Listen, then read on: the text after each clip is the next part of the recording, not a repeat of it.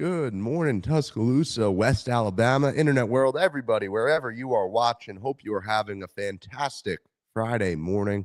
I'm Theodore Fernandez, filling in for Joe Gaither once again on the Joe Gaither Show, joined by my friend Henry Sklar. So we've got an intern-only show here on a Friday in the Derek Daniels State Farm studio. Henry, how are you doing today?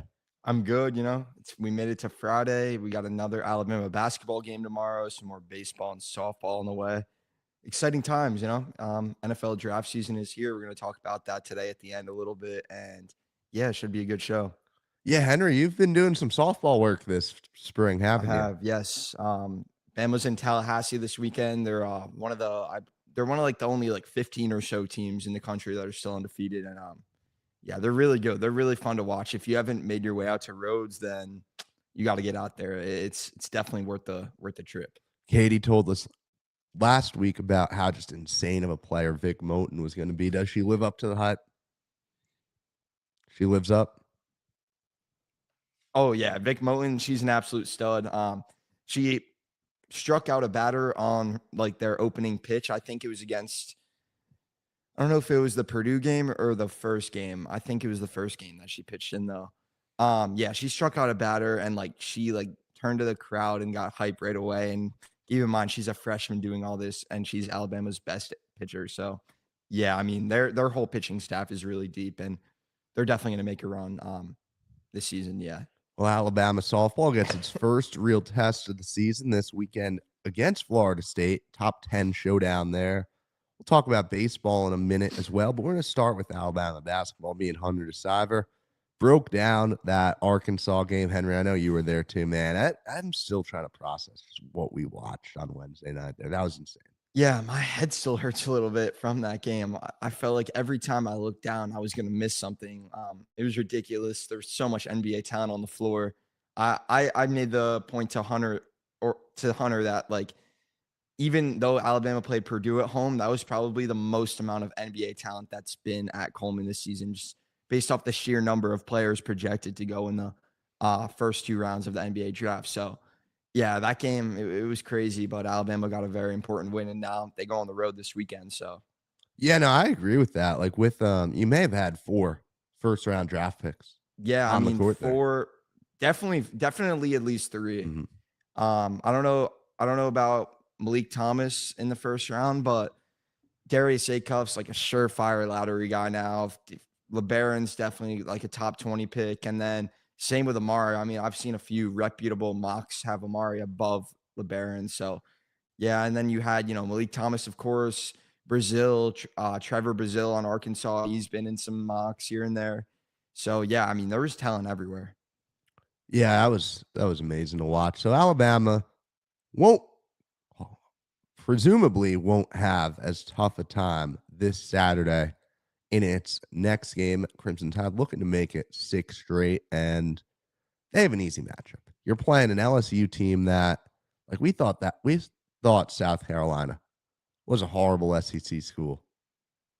Well, I mean, LSU is the same exact amount of conference wins as the Gamecocks. This is a program that just kind of has bottomed out this year. One of their wins was in overtime over South Carolina. The other were coming at home against Missouri. Missouri's a better win than we thought it would be at the beginning of the year. Ironically, that win may end up keeping Missouri out of the NCAA tournament. Like, that's what losing LSU does to you, right? They are not a good team. Looking at this roster, it's Dayton Thomas, UNLV transfer, and Max McKinnon, who previously played at Elon and Portland, leading the way for the Tigers, both averaging over 15. Markel Sutton and Mike Nwoko also average so you have 4 players averaging 13 points per game for the Tigers, but just looking across the board, this isn't an insanely talented team. We talked about Cross, their star center from last year, a few weeks ago, because he's now with Ole Miss transferred away. There isn't a ton to speak of on this team, Henry. Do you see anything here that could possibly give Alabama some trouble?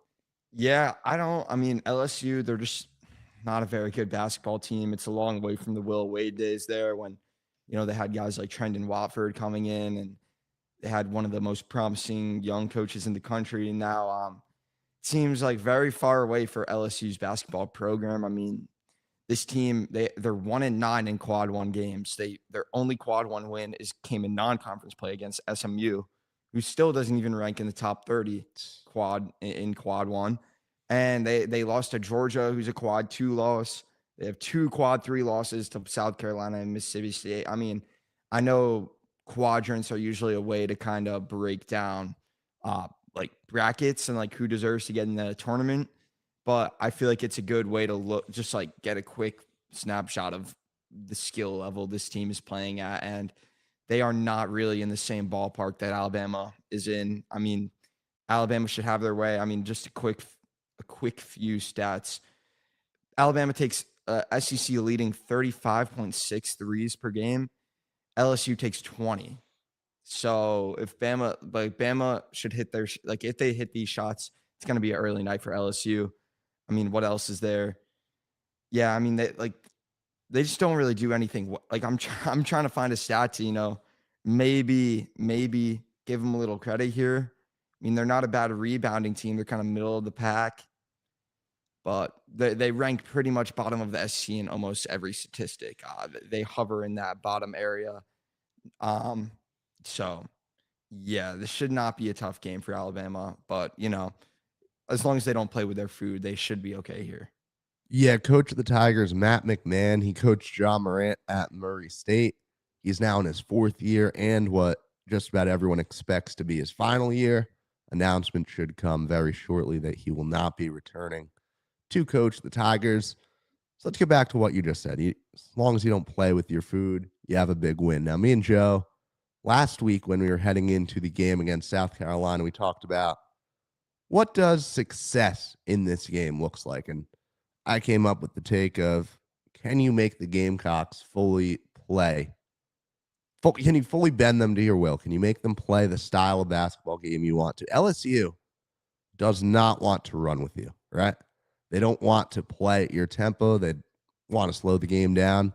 So I think, again, it comes down to a version of, yeah, can you fully break the Tigers? Can you have them playing your brand of basketball? Henry, what do you want to see from this Crimson Tide team in a game that realistically you should win pretty easily? I mean, you pretty much like hit it on the head right there. I mean, like, don't let LSU control the pace of the game. Like when you get into these, especially once it gets to March. I mean, Alabama has experience in March. Everyone's seen them play in the tournament, and LSU is obviously not a caliber like of a tournament team. But when you play like mid majors in the first round, teams that maybe won their conference, when you play maybe a smaller program, that's exactly what they try to do. They try to make you play their style. That's what everyone is going to try to do to Alabama. They're going to try to slow the game down, make every possession have so much more importance. Alabama wants to run and have 100 possessions per like half. Like they want to have the ball as much as possible. They want to score as quick as possible. And yeah, I mean, teams are going to try to slow that down in March, and this could be a good little litmus test for Alabama in that regard against LSU. I like that litmus test. And looking at these results, I guess, for LSU and SEC play, lost to 3, but lost by 3 to Texas A&M, lost by 1 to Kentucky. You lost by 4 to Arkansas. Even last week, you go to Knoxville, keep it within 10. Lost by coming off a 3-point loss to Texas. So, okay, they've hung with some talented teams, right? We've clearly seen teams maybe overlook them or maybe not fully respect them. Hello to Keith Connell watching. You still in New Mexico, Keith? I'm not sure on that, but we'll have some baseball talk for you in a minute, but hope you are having a great morning today. Always joining us in the comment section. So, yeah, like we've seen teams not be able to put away the Tigers. And Alabama, the way you're playing and the aspirations you have for the season, you got to put them away. Going Saturday, 5 o'clock in Baton Rouge. I don't know what the atmosphere there will look like crowd-wise. I mean, if I was a Tiger student, I'd have a hard time justifying putting more time into that basketball season, right, going in person. So we'll see, Henry. Give me one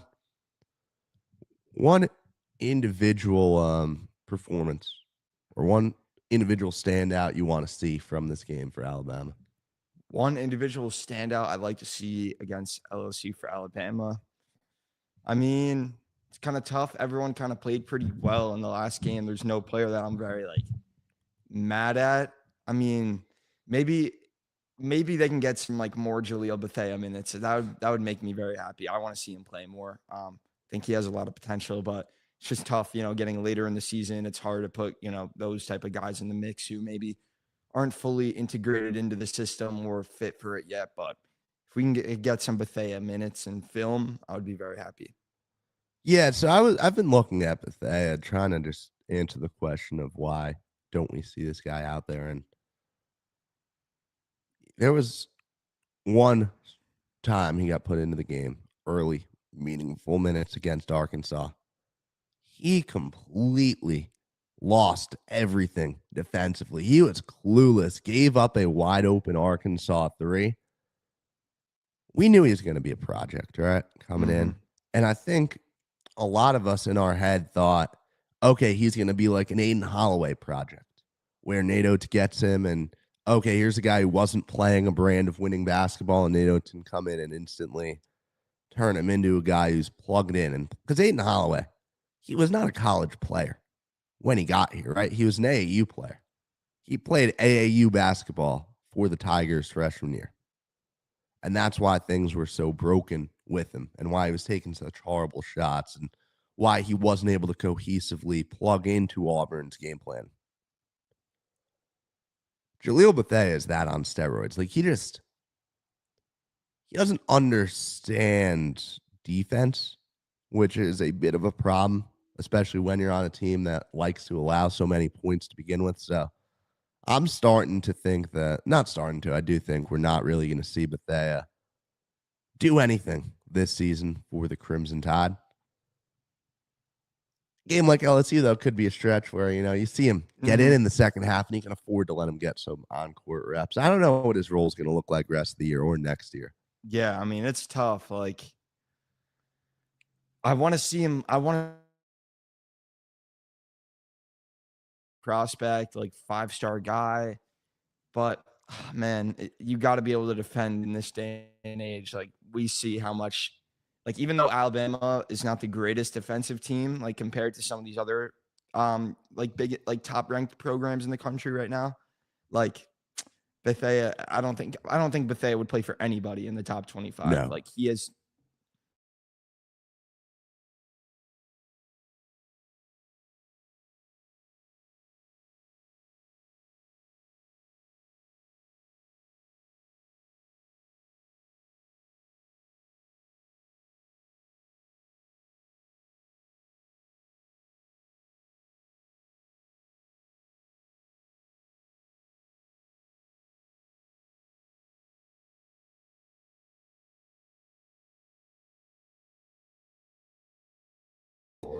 Apologies, everybody. We have some network issues in the studio, but we are working those through. Henry, why don't you give the people a score prediction for this game? A score prediction, yeah. I think Alabama's 100 points is a good mark to set. I mean, it's LSU, so score 100, maybe. I don't know. They could win this. They can win this in a blowout pretty easily, right? I mean, I don't know. I don't have the margin of victory off the top of my head. How much does Alabama? Okay, Alabama beats South Carolina by 14. They could realistically win this game by 20. I'd like to see him get to 100 points again. So I'll say 100 to 85, but that's a lot of points for a team like LSU, 85. So maybe a little lower scoring, maybe 80 to 60 or something. We'll go with that. We are still working through our network issues, though. We will be back up shortly, hopefully.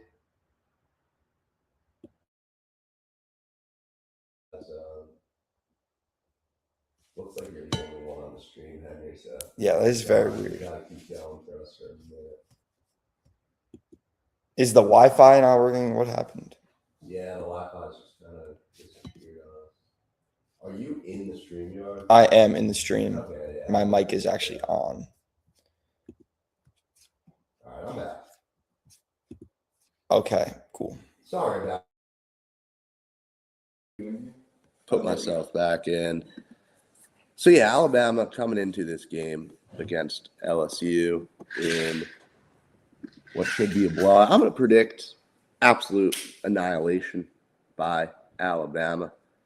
Back to what I was saying, though. I think this could be the London Jemison game. I think, when you look at the great flashes he's shown offensively and the runs he's helped spark for Alabama, like the guy threw down 2 dunks in like a 2-minute span in the first minute against Arkansas. He fully led a 7-0 run in the first half against Auburn in a nice stretch against A&M.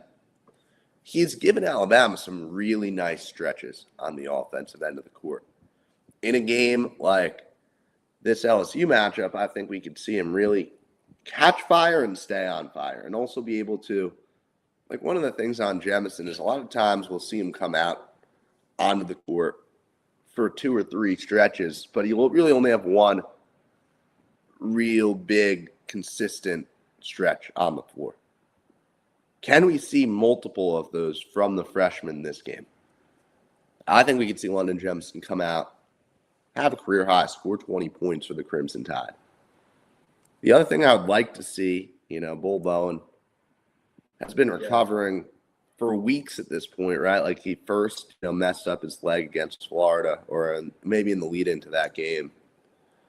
And Natos just said he didn't have enough pop to stay on the floor against this Razorbacks team. Me and Hunter DeSaver yesterday talked about the role that he could need to play for Alabama as this spark plug type guy. So I look at it and I wonder, like, when are we going to see Bull Bowen put it together? Because we need to see him start, if he's going to be a Grant Nelson type player, right? If that's the role he's going to fill, which, yeah, obviously those are bold statements, but that's the kind of player this team still needs, right? That's Hunter DeSaver brought it up for a reason. You got to start putting those results on paper, and you certainly have to show that you've reached a point physically where you can hang on the court for a while. For the score prediction, I'm going to go Alabama 94, LSU 69. I think the Crimson Tide will control this game. I think they will make it 6 straight. Henry, anything else you got on this game? Yeah, I like your point on Bull Bowen. I mean, he just looks like he's not playing with much confidence right now. I mean, kind of like Grant Nelson was last year. Maybe this is a spot for him to get it back. I mean, just every time he touches the ball, it just feels like it's awkward, like he's not comfortable. So maybe try to get him more comfortable in this game and gear him up for March. It's coming soon. So 23 days till Selection Sunday. Man, I am excited. Yes, this Sunday will mark 3 weeks. I cannot wait, man. Be sure to everybody join the Joe Gaither Show Bracket Challenge. More information will come on that. We've got a really nice prize that Joe is going to announce for you all next week. Chance to win some nice stuff on the show. And try to prove that you can, more ball than the Bama Central staff. We'll all be filling it out, and that'll be a very fun time. So moving on now from basketball, we're going to have a quick conversation about baseball. Henry, not much of a baseball guy, so I'll kind of take point on this. I'm going to be in the Joe today starting. I'm going to get there around 3 for a 4 o'clock game. Alabama playing Rhode Island, the pride of the Atlantic 10. The one thing I want to really highlight on this is Tyler Fay came out and really, really struggled for Alabama as the Friday pitcher. Yeah, you had the loss to Washington State. You gave up 5 runs in 3.2 innings. Struggled with control, too. It was just all around not a great first start. And I think with what Zane Adams did on Saturday, a lot of people wanted to see Adams get moved to the Friday role. That's an overreaction. I like Zane Adams a lot. I think he's such a high upside MLB guy. I think he's really hit a new level this season with the slider that he's added, having 4 legitimate pitches. Tyler Fay won the job for a reason. Tyler Fay is a high-level, high-leverage SEC pitcher. And it didn't show his first game, but it is such a long season. Look, Zane Adams is going to go out and have a game like that at some point. Miles Upchurch, the freshman we all love, is going to as well. So I think to come in with any take besides, let's see what Tyler Fay's got, is an overreaction, is an overstep. I think Fay should go and, be lights out against the Rams tonight. I think that both these guys, you're going to see the good and the bad from both these pitchers, right? None of them are a complete ace right now. And that's the goal, for one of them to play their way into that role and to be viewed as a top-end SEC starter. But in the meantime, you have to accept that the struggles are going to come with these guys. But Tyler Fay's got good stuff, man. Tyler Fay should give us a solid performance. So it'll be Adams on Saturday, and then Upchurch, coming off his 9 strikeout debut, will be on the bump Sunday. Things to watch for. I think Justin LeBron will probably steal another 3 bases at least. He's going to lead the league, and he's going to lead the nation in stolen bases this year. That's the take that I got. It's unusual to see a guy get so much bigger while not losing any of that speed, man. LeBron, you look at how thin, wiry he was freshman year versus what he looks like now, and all that speed and athleticism is just there. It's impressive, man. So Justin LeBron will have another big weekend. Can we see Justin Osterhaus, third baseman from Purdue Fort Wayne, finally notch his first hit? I don't know. I just think, in general, you look at this team, and the results have been underwhelming, right? You had the opening day loss to Washington State. You beat Samford by 1. You only scored 2 runs against Alabama State. And Rob Vaughn is the stereotypical baseball coach, always has been, in the sense that he'll never criticize his guys after the loss. It's this is baseball. All you have to do is win the midweeks. We're not worried about how much we won by. We got the job done, right? We delivered. That's the general gist of what you hear Rob Vaughn say. He called those guys out after only beating Alabama State by 1 run. He went after. He said there's a standard, and these guys didn't play up to it. There's some disappointment. There's an acknowledgement of the fact that this team is underwhelmed through 5 games.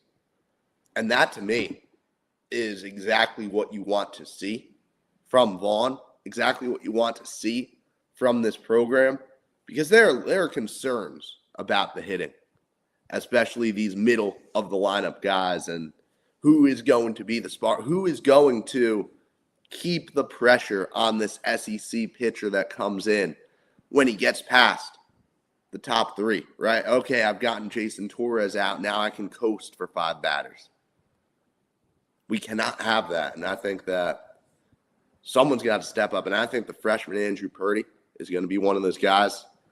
But I think Osterhaus really, really needs to find his rhythm, needs to show us that he can be an SEC hitter, that Alabama didn't get scammed. Still looking for his first hit through 5 games. We'll see if he can deliver it this weekend as Alabama comes in. Hosts Rhode Island. I'll be at the Joe with updates today, Saturday, Sunday. It'll be a fun series. Hope you guys follow along. All 3 games can be watched on ESPN+. You can listen to Tide 100.9 or follow along on the Bama Central Live blog. I want to take a second to talk about our wonderful sponsor on the show, Purple Turtle Roofing. At Purple Turtle Roofing, we're not just another contractor. We're your neighbor and your advocate when it comes to protecting your home or business. With years of hands-on experience, top-tier certifications, and a commitment to excellence, we've built a reputation as Alabama's go-to roofing solution. We specialize in residential roofing, commercial roofing, emergency storm repairs, full roof replacements, insurance claim support. You can call 877-787-6635. That's 877-787-6635 for your free quote, or go to roofturtle.com. That's roofturtle.com. We're here in the Derek Daniel State Farm Studio. Thank you to Derek Daniel for helping sponsor the program, giving us this excellent place to record. You can call 205-758-3391. That's 205-758-3391. Like a good neighbor, Derek Daniel is there. Okay, so we've talked about basketball, baseball. We've previewed Alabama's weekend. We got something pretty big starting next week, though. The NFL Draft Combine in Indianapolis feels so far removed from football season, Henry. Like, it just feels, it's a month and a half ago. We're in no man's land. We are in no man's land. Yeah. Appreciate you taking over for me there, though, for the baseball. Very exciting times. NFL Combine, it's always one of the biggest weeks. I think the Senior Bowl and the NFL Combine are two very exciting weeks for me. I just think the amount of intel we get on what NFL teams are thinking in terms of where they're putting players on their board, who they've met with, it's so much fun to follow and uncover. And some stuff is on the line for Alabama in the draft this year, Theo. If you'd like to get into that. Yeah, so Alabama has had one of the more impressive streaks of all time. First round pick every draft since 2009. A lot of analysts think that streak is in jeopardy. I believe it was Matt Miller who had Alabama going without a first round pick, with the first coming in the early second round, with Caden Proctor going 34th. I do not think Alabama is going to go without a first rounder. I think when you look at, first of all, Ty Simpson, right, rated as generally the QB2. You don't see the draft go with only one quarterback most years. And so often you see a team trade back into the first round, right, to take a QB when it does look like someone's going to slip. That's reason one. Secondly, you've got just a solid all-around receiver prospect in Jeremy Bernard. A guy who, yes, he could very easily end up in the second round, but if you are one of those good teams picking in the back quarter of the first round, you're picking in the 25 to 32 range and you want to add a receiver, Jeremy Bernard's a guy you take to add to a winning football team. And he's going to come in and he's going to instantly be able to play as a solid wide receiver too on a solid team. That's reason two. Reason three, Caden Proctor. The upside is still there, right? And Proctor's kind of fallen from people saying he would likely be a top 10 pick heading into the season. The upside is still there, and he's one of those guys, Henry, and that's what you can get into now. Like, he's one of those guys who comes into the combine and blows people away, it feels like, right? Yeah, I think going back to Ty, first off, I'll start with Proctor just because I just saw him. But he played well as a freshman in 2023. He struggled in some big games. He struggled against Michigan, but this guy is a 6'7", 360, whatever. We don't know the official measurements until he'll be in Indy this week. He's athletic. This guy is going to be a tackle. He is a tackle in the NFL. He is a very athletic. In the past few years, we've kind of seen that trend up of relative athletic scores being a relevant thing. Every time a player gets a 10.0 RAS, it's everyone on Twitter can't believe it. Caden Proctor is a guy who will be definitely above 9.0. You can clip this now, and then you can look at his relative athletic score on Monday after he runs his 40 and does his workouts at the combine. He's going to be above a 9.0. He's going to be one of the most athletic tackle prospects in the class, and he's put good tape out in his career. Sometimes we focus so much on the bad as college football fans, but NFL teams will see his good tape and see a ceiling and say, let's take this guy, let's take him as a project. And I'm not going to get into the situations that Proctor could possibly get in when he gets into the NFL right now, depending on which team takes him. But if a team wants to take him and try to develop him, maybe nurture him into a tackle in the NFL, that's definitely going to come in the top 15, top 20.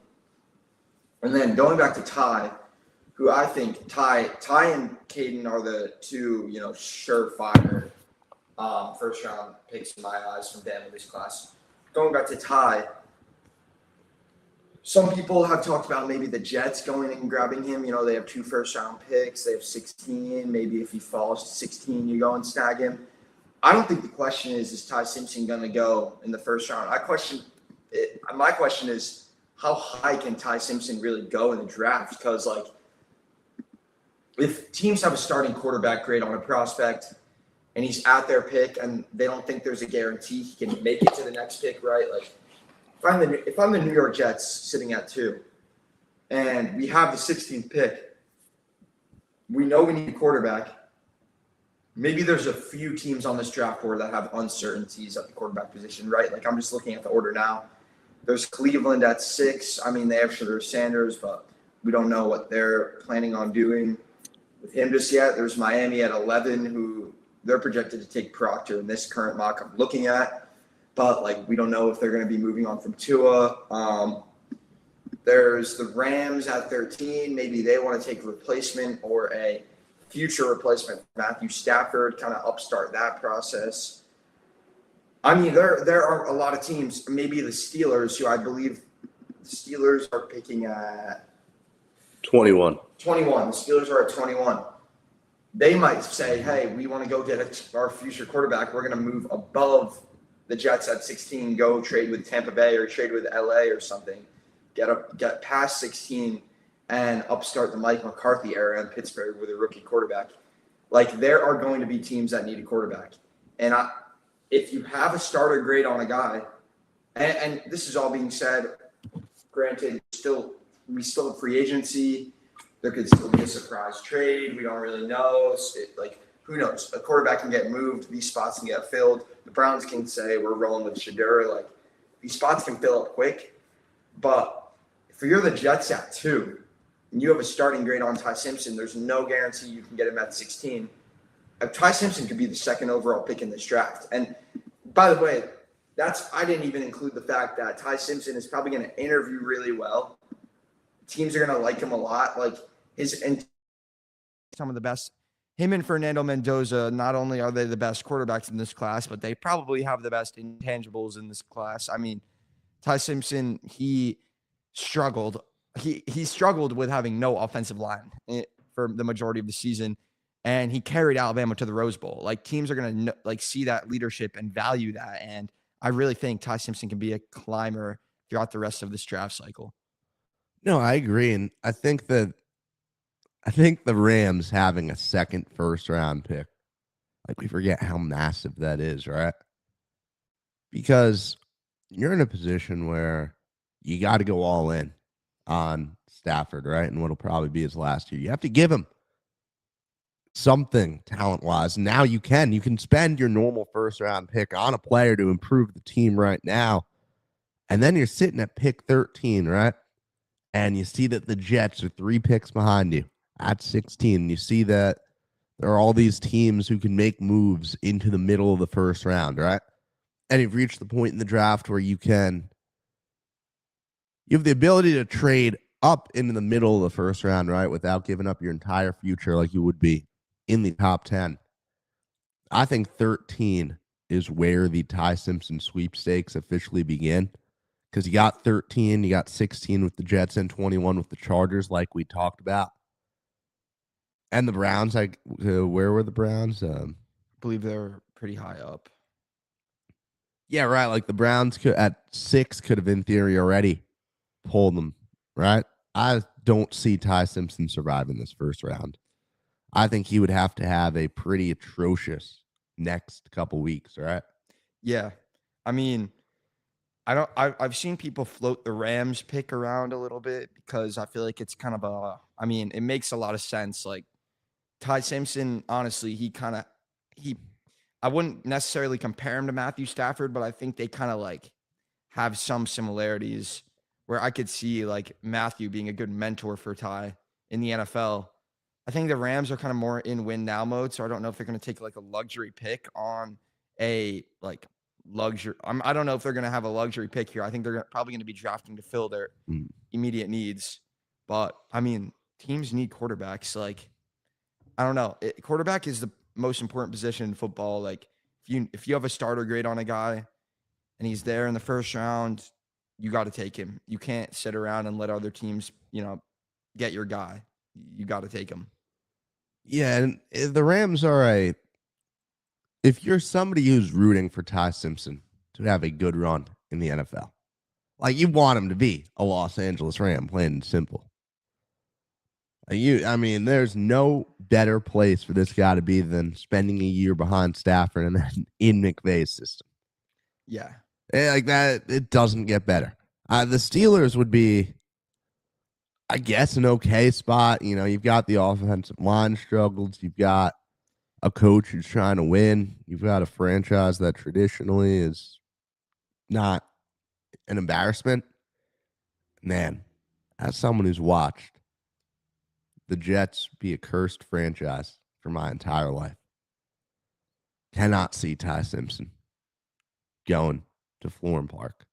We cannot see Ty be a New York Jet if you're somebody who wants to see him have a successful NFL career, because you just know Murphy's Law, right? Anything that can go wrong will go wrong when you are a New York Jet. Yeah, I mean, I have a soft spot for the Jets. I used to be neighbors with Rex Ryan, so Oh, wow. that explains a little bit of it. That's some deep lore right there. But I don't know. Like I said, teams like Ty Simpson, I think he is probably he's one of the easiest bets to probably have a good pre-draft process. I mean, there's nothing that I've heard personally that I like. There's nothing that I'm not allowed to say that I would know or like anything like that would be like an indictment on Ty Simpson. Like, he's gonna have a good pre-draft process. He's gonna interview really well with teams at the combine. Teams are gonna probably bring him in for top 30 visits. Like, I think Ty can be a real riser. And I think NFL teams are probably higher than him. Like, they're higher on him than people are probably giving credit for at this point. Yeah, I agree with that. So we've talked about Ty. We've talked about Caden Proctor. We talked briefly about Jeremy Bernard. Anything you want to add on Bernard? I mean, I think Jeremy is a day 2 guy. I think he's a day 2 guy. I mean, I don't have too many thoughts on him as a prospect.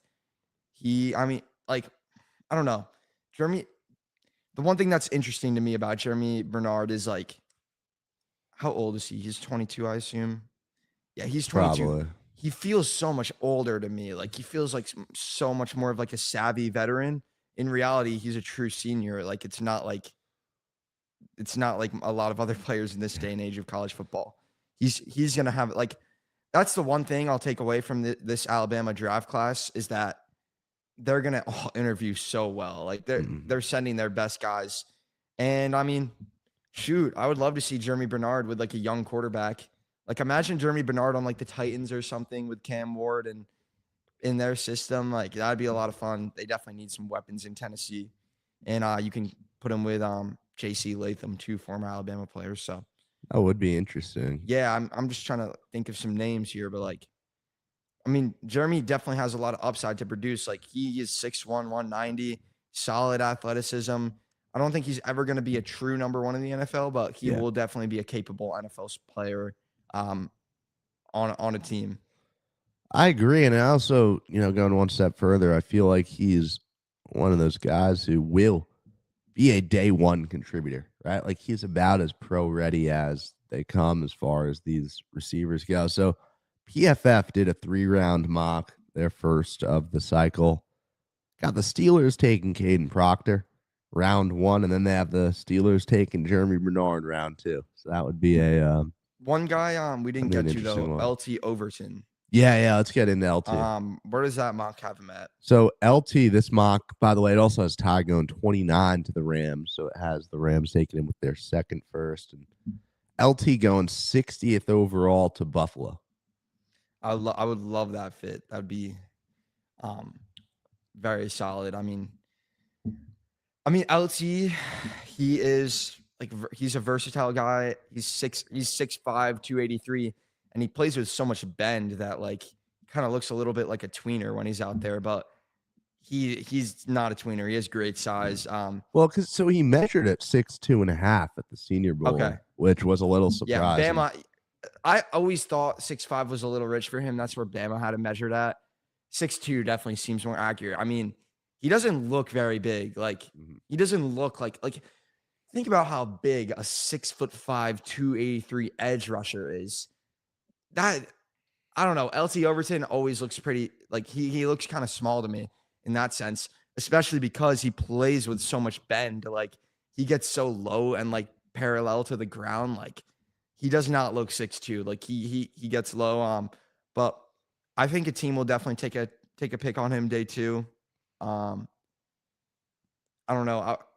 Whatever team needs more defensive line talent, LT Overton's a solid pick. I mean, and that's another example of a 5-star getting selected in the NFL. So, Yeah, so I'm a little low, I guess, on LT as an NFL prospect. Like I thought he left some stuff to be desired this past season with Alabama, and I struggle a little bit with seeing him as a high-level NFL guy. Can you convince me otherwise? Do you have the elevator pitch for these NFL teams on LT? do you want an edge rusher who can get after the quarterback, create pressure, wreak havoc? They can't necessarily finish plays, but they create a lot of havoc and they play with a lot of bend. They're very athletic. So That's what my you're elevator getting. pitch for LT Overton. There we go. See, don't know if any front office is watching right now. They had one more player going in round 3 in this mock. You want to take a stab at who it was? Damani Jackson? I don't know. No, so Damani actually, me and Joe talked about this last week. ESPN released their top 10 players at every position. Damani not only didn't make the top 10, but he didn't even earn one of the honorable mentions. It looks like Damani Jackson is going to be fighting for his life for a pick. They had Deontay Lawson going round 3 to Joe's Chicago Bears. And this was a little surprising to me. I'm a little surprised because I remember ESPN, they listed Deontay as, I think they listed him as the number 10 inside linebacker in the class. And obviously we're still so early in the process that guys are, there's so much variance in where some people are ranked versus others and who has people ranked where. Another guy who will obviously have a good interview process, right? Another guy who will, has all the intangibles. But what do you think about, Deontay is possibly a day 2 NFL draft pick? I mean, I think you can make the argument that no Alabama player has as much at stake at the combine this week as Deontay Lawson, or like no Alabama player will see their stock fluctuate as much as him. I just think there are so many medical concerns. I mean, he's been injured a ton in college. He's put good tape out there. Like he was a great linebacker in 2024. He was good at times in 2025 as well. He was a two-year captain. Like there's another guy who's like a veteran in the system. Comes from an institution of football. Some people like to call Alabama, but I mean, I don't know if he can clear his medical exams. I can see him being a late day 2 guy, but he needs to have a clean medical report. Like NFL teams notice that injuries play a big role in how players, go in drafts. And Deontay is a prime example of that. Like I'm going to be watching that, whether he can pass his medical exams and put up clean records. And you guys also remember a very common talking point that definitely came up multiple times on here with Joe, me, and Mason talking about it was early season Deontay playing like he was still scared of an injury, right? Like he didn't fully trust his knee. And I think he showed a lot of improvement by the end of the year, right? And I think he started playing with an increased confidence, and Alabama's inside linebackers really, came into their own, played very solid football by the end of the year. Justin Jefferson's also getting looks. He's a harder sell for me, just because I think he's such a speed-reliant player. And when you get to this next level and, you're still a fast player at any level of football, but you're not the fastest guy on the field, right? You're not, you're trying to fully rely on something, and the gap there is shrunk so much with being at this next level. So it's a little hard to sell me on Justin Jefferson. Deontay Lawson, like, yeah, people, I think I even sometimes forget what a highly touted player he was, right? You think of him as this veteran leader. Like, no, I mean, he had the talent coming in. So I'm very curious to see what he could do. Any other players who weren't on this mock that you're interested to see next week, Henry? I mean, one thing that just popped into my mind, like they don't really have a similar play style, but kind of maybe a similar situation could end up arising. Look what happened to Nakobe Dean a few years ago. He was like a first round. A lot of people had him as a first round talent. A lot of people had him ranked inside their top 32, projected to go on day one. He falls all the way to what, round 3? Yeah, I believe And so. the Yeah. Eagles come out of nowhere and just snag him. And now he's going to be a free agent, but he's like, when he was on the field for the Eagles last season, he was one of the best linebackers in football alongside Zach Bond. He was a top 5 linebacker for sure. So like the injury stuff is risky. It's hard. Like you don't know like what could necessarily happen with these guys. Like Deontay Lawson could turn in very poor medical grades at the combine, and teams might not want to touch that. But we don't know. It's tough just because like we don't know. Like we really don't know. Like that's how finite the NFL draft can get. Like you can have a guy go from first round to third round to all pro. Like things can change so quick. So I don't know. That's just my little monologue on that. But Good to hear. And solid comparison there, drawing those parallels. I think one thing that I want to see, ESPN listed Josh Cuevas as a primary fullback. I think that you got a guy in Cuevas who had such sure hands, right? And is a consistent player. And like I could see him carving out, an 8-year career as a tight end too somewhere. Like, and I think that maybe you come in, you don't have all the physical attributes, right? You're a little behind in some of those, but I think people may be sleeping on Josh Cuevas as a guy who gets drafted to be a contributor in the NFL. So I think, I would like to see a big combine from him, and I think that he could play his way into being an early day 3 pick. yeah, solid points all around, but it should be exciting. First players report for the NFL Combine on Monday. Do you know who reports on Monday? Is it a I'm position pulling group it up or now. Calendar? let's get the information here? And me and Joe will be covering this combine as news breaks. We've got some of the on SI people, some of our friends from Missouri who are going to be there and helping us with gathering content from Indianapolis. All right, yeah. Players, special team. So, all right, place kickers, defensive linemen, and linebackers will be arriving on Sunday. And then they will be registering at the combine on Monday, doing interviews, medical exams Tuesday. So that's Deontay Lawson. Tuesday will be the day of judgment for him. They have ortho exams, media interviews, workouts, and Thursday is when the on-field workout comes for the non-special teamers. So that'll be the big day. Thursday through Monday, actually, we will be seeing combine content.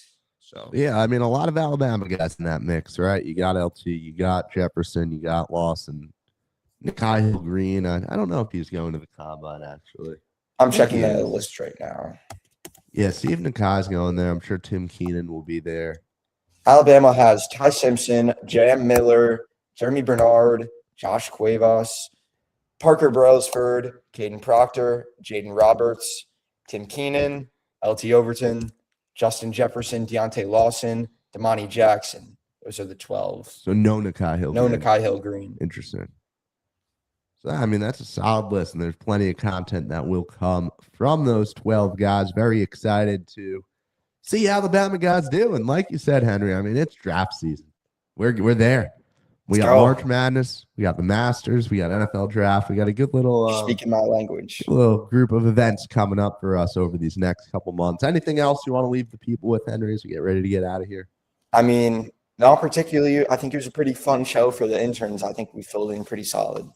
Absolutely. Joe is over in New York right now, having a good time. I hope he's following my restaurant recommendations. Gave him the local scoop on all that. So he'll be back on Monday. We're going to do a remote show on Mondays. He's going to be in Nashville, still trying to get back down here. So remote on Monday and then back in person on Tuesday, and then business as usual for the rest of the week. So we want to thank you all for tuning in, spending time with us on your Friday morning. Thank Henry for coming on the show, giving us this great intern programming. Hope you all have a fantastic weekend and enjoy the rest of your days.